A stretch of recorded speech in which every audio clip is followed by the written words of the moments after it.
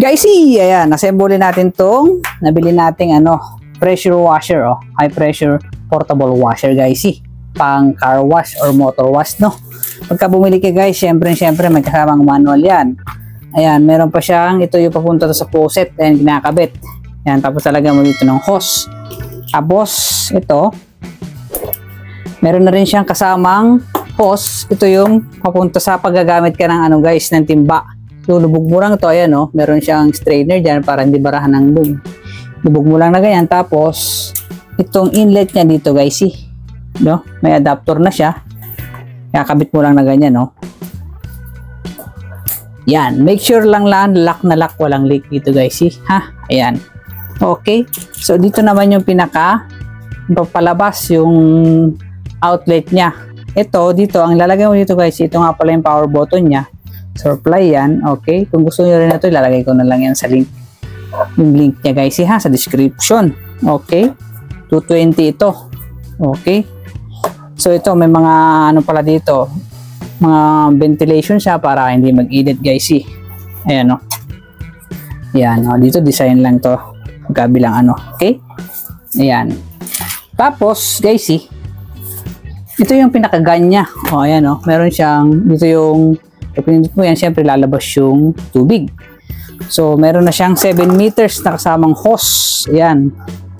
Okay, ito pala, guys, nilagay ko lang ay papasok mo lang na ganun, yan, dito sa gun.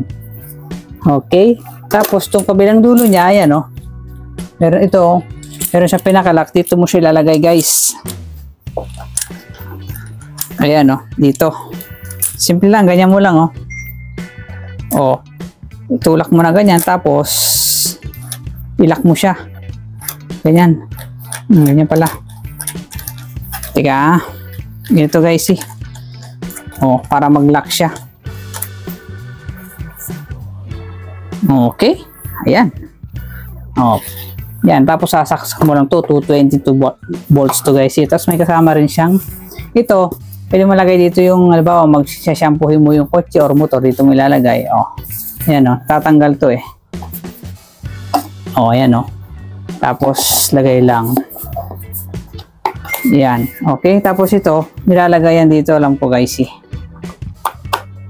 basta ganyan yan, yan, try na lang natin pag ha.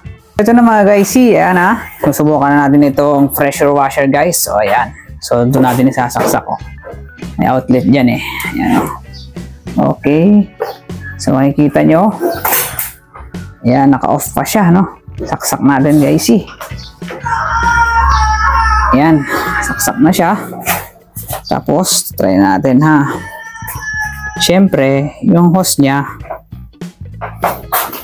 yun, okay. Lubog natin dito sa sa timba. Ayan, guys, lubog na, ha.